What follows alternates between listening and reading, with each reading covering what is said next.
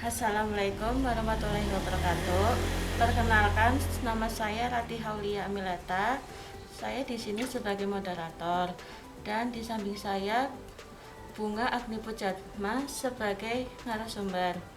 Di sini kita tuh masih menggunakan masker karena pandemi ini belum usai.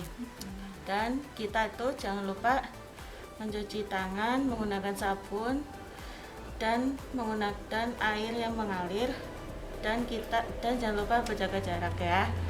Oke, di sini kita akan menjelaskan tentang bagaimana cara mengatasi nyeri pinggang dengan stretching.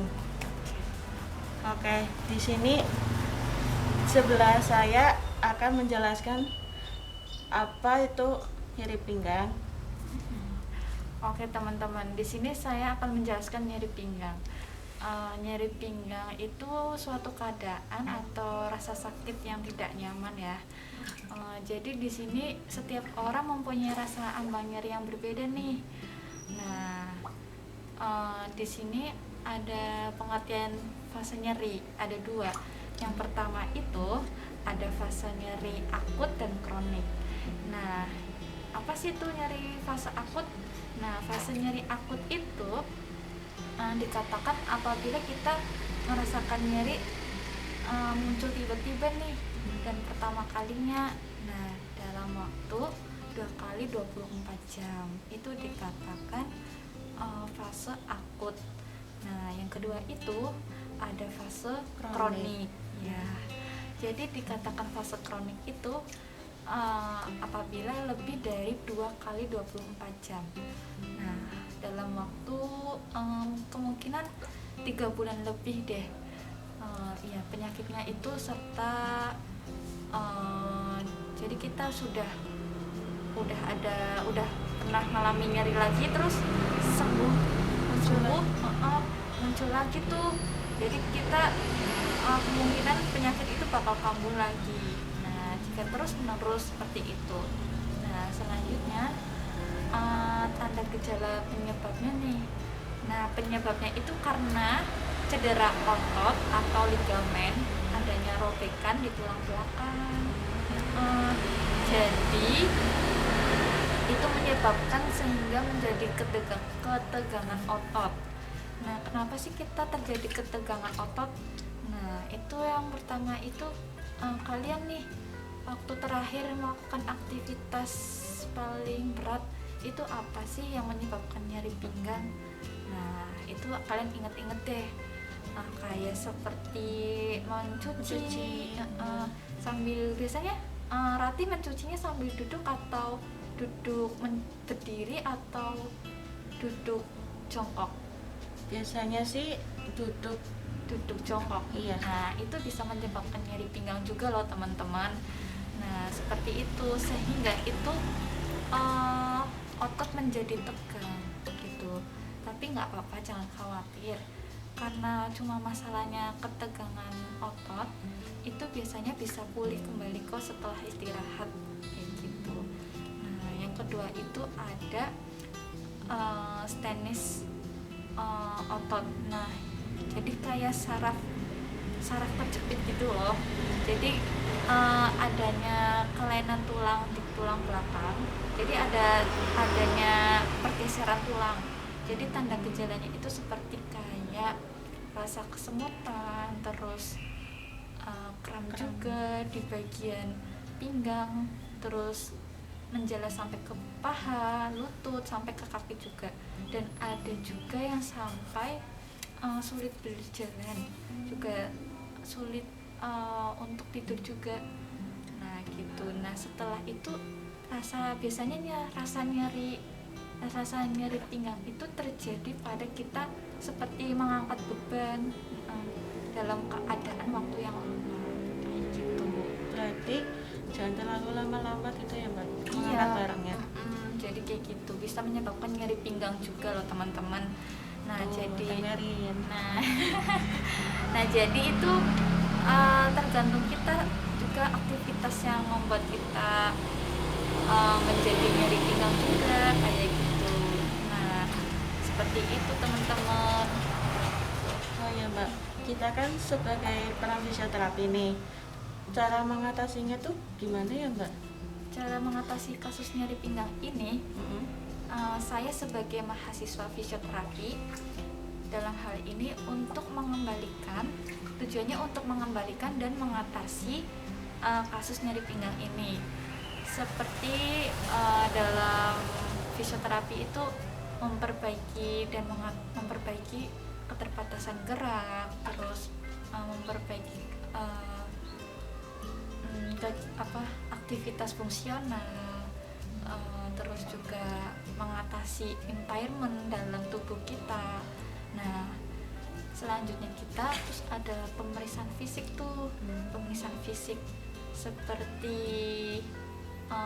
tes lasek, Bragg, nyeri. Nah, itu nanti kita bisa menentukan diagnosa yang terjadi pada nyeri pinggang. Nah, selanjutnya itu ada terapi modalitas alat. Nah, di fisioterapi itu ada berupa SWD, terus MWD, infrared, dan juga TENS. Nah, yang paling penting itu fisioterapi itu terapi latihan dan stretching. Nah, itu paling penting. Dan terakhir kita memberikan edukasi kepada pasien kayak gitu. Gitu ya. Oh ya Mbak, di sini saya mempunyai pertanyaan ya Mbak. Yang pertama itu, apakah sakit pinggang ada hubungannya dengan duduk atau posisi tidur? Ada hubungannya, ada hubungan sekali ya dengan sakit pinggang ini. Misalnya kita sakit pinggang dengan dalam posisi duduk statis dalam waktu lama nih, pasti kita merasakan nyeri juga nggak? Iya. Nyaman nggak? Enggak. Ya, ada yang nyaman, ada yang tidak.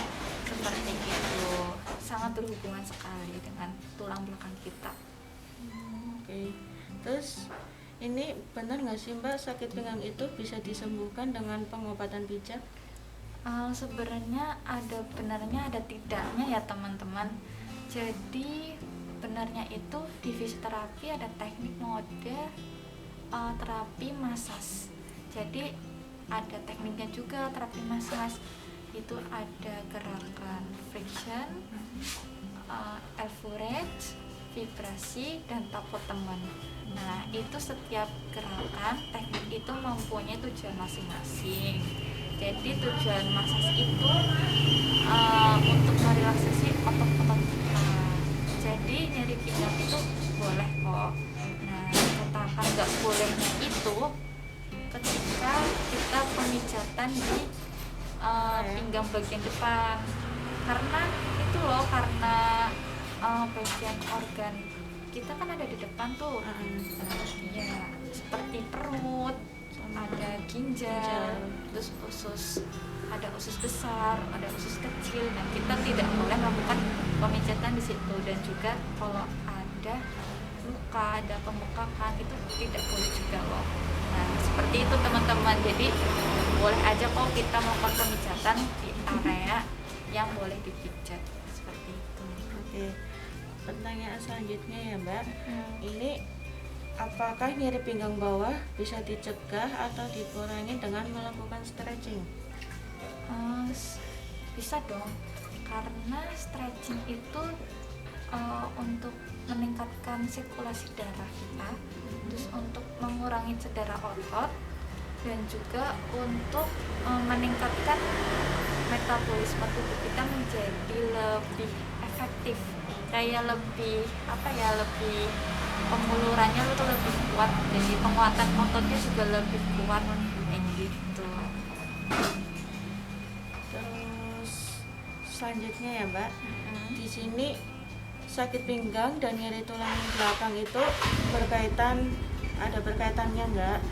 Nah, apakah bisa dilakukan stretching atau pergerakan yang bisa dilakukan di rumah itu gimana Mbak? Nah, kita melakukan gerakan stretching itu dengan metode William exercise ya teman-teman.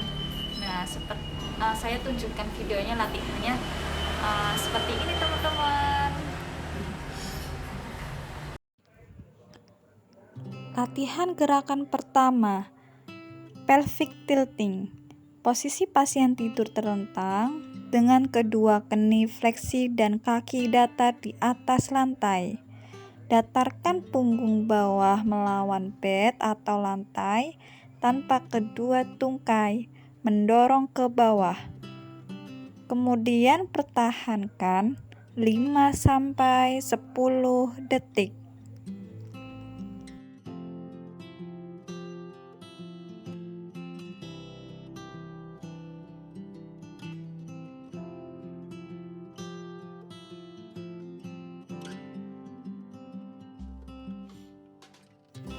Latihan gerakan kedua, single knee to chest. Posisi pasien tidur terlentang dengan kedua keni fleksi dan kaki datar di atas bed atau lantai. Secara perlahan tarik keni kanan ke arah shoulder dan pertahankan 5-10 detik. Kemudian diulangi untuk keni kiri dan pertahankan 5-10 detik.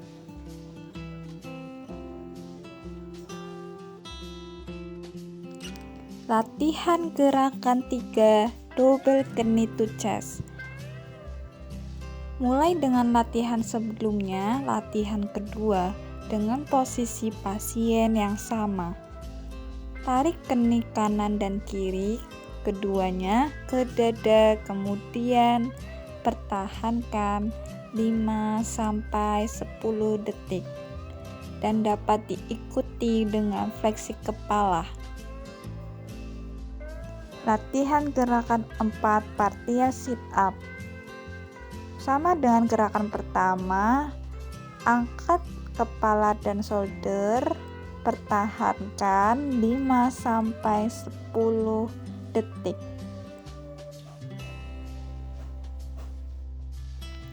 Gerakan kelima, hamstring stretch. Mulai dengan posisi long sitting dan kedua keni ekstensi penuh. Secara perlahan fleksikan terang ke depan dengan menjaga kedua keni tetap ekstensi. Kemudian kedua lengan menjangkau sejauh mungkin di atas kedua tungkai sampai mencapai jari-jari kaki, bergantian dengan kaki lainnya.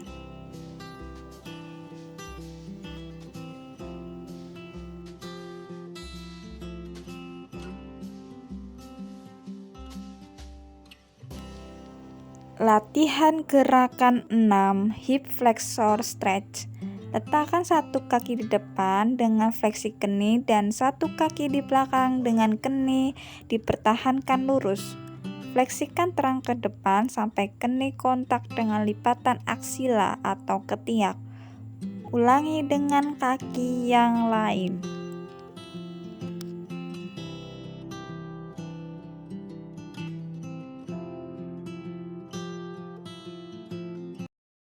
Selanjutnya, apa aja kriteria stretching yang efektif tuh gimana, Mbak?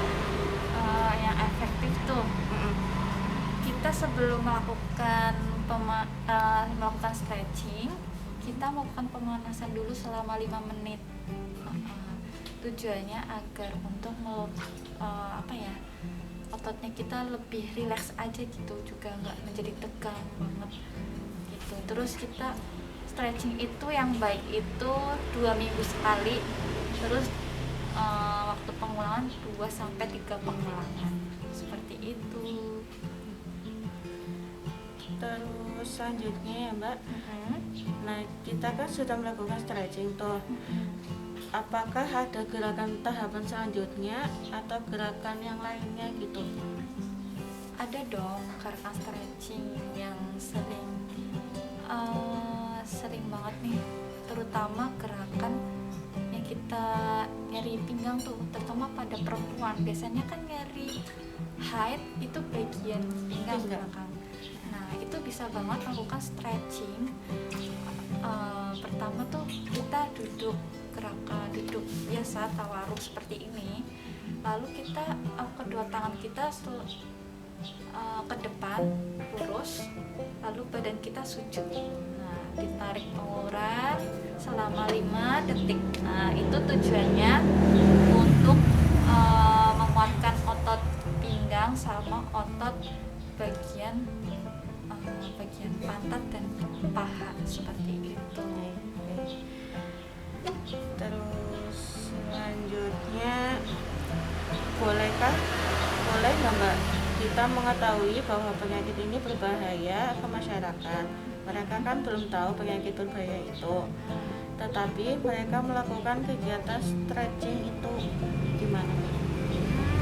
Kita bisa lihat awal kejadiannya dulu seperti apa ya. Kalau awal kejadiannya nyeri itu seperti nyeri otot saja, itu boleh kok kita melakukan kompres air hangat dulu di bagian pinggang bawah. Terus kita melakukan pemanasan dulu, pemanasan yang ringan-ringan dulu. Habis itu melakukan kita stretching, yang latihan yang seperti tadi video ditayangkan gitu. Boleh aja kok. Jadi seminimal stretching itu. Setelah melakukan stretching seperti itu, untuk tubuh kita, lihat nih 2 hari ke depan ada respon baik apa enggak.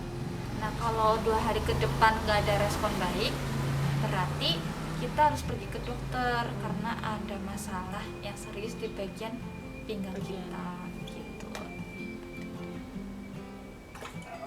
Terus selanjutnya ya Mbak, ini kan masyarakat dan teman-teman penasaran, pastinya mereka tuh bertanya apakah sakit pinggang itu terus menerus atau penyebabnya bisa menjadi serius Mbak? Dikatakan serius itu tidak ya, karena itu kondisi umum bagi kita semua. Karena nyeri pinggang itu kan berkaitan dengan aktivitas kita sehari-hari, seperti duduk, terus mengangkat beban, terus mencuci piring sambil jongkok juga. Itu kegiatan kita sehari-hari. Dikatakan penyakit serius itu karena ada penyakit penyerta, seperti ada gangguan dalam ginjal mungkin, atau gangguan organ dalam lainnya. Itu bisa menyebabkan nyeri pinggang atau dikatakan penyakit yang serius seperti itu. Terus selanjutnya, ini sakit pinggang itu mitos nggak, fakta atau mitos nggak sih Mbak? Apakah bisa disembuhkan dengan sendirinya? Mitos sekali ya, karena kita melakukan nyeri pinggang, kita melakukan stretching nih, terus sakit pinggang itu di bagian tulang belakang nih. Nah, belum tentu kita sembuh sendiri, karena nanti bisa kambuh lagi karena kita melakukan aktivitas kehidupan sehari-hari kita. Jadi dikatakan sembuh sendiri itu belum tentu sih. Jadi kita pergi ke dokter aja. Melakukan stretching itu hanya untuk mencegah dan untuk melakukan penguatan otot kita aja. Oh, berarti mitos ya Mbak ini? Iya, mitos sekali. Oke, pertanyaan terakhir ya Mbak. Ya, oke. Ini bagaimana pengaruh pemberian stretching pada seorang pekerjaan yang mengalami LDD? Bisa saja dong, karena stretching secara rutin, hal ini dapat terjadi karena latihan peregangan mampu menjaga kebugaran fisik. Jadi meningkatkan sirkulasi pada daerah otot, terus tersebut sehingga menjadi metabolisme zat-zat tubuh kita menjadi lancar. Terus stretching ini juga dapat membuat otot-otot ligamen, tendon, persendian itu menjadi yang tadinya tekanan itu menjadi keras, terus menjadi regangan otot itu. Nah, itu otot itu makin berkurang. Jadi untuk mengurangi cedera, resiko cedera otot juga stretching itu seperti itu. Gitu. Oh ya Mbak. Di sini kan berarti semua kalangan bisa terkena LBP ya Mbak? Iya, tentu saja dari kalangan usia muda sampai usia tua bisa terjadi nyeri pinggang, karena kan sudah cerita dari awal. Nyeri pinggang itu berasal dari aktivitas kita, itu faktor-faktor yang kita kehidupan sehari-hari secara berulang-ulang. Jadi bisa kena siapa saja seperti itu. Berarti enggak itu ya Mbak, apa enggak cuman muda, berarti tua gitu. Iya, tentu saja seperti itu. Terima kasih ya Mbak atas Ya, sama-sama. ilmunya. Semoga ilmunya itu bermanfaat buat kita semua. Dan sekian dari kita. Wassalamualaikum warahmatullahi wabarakatuh.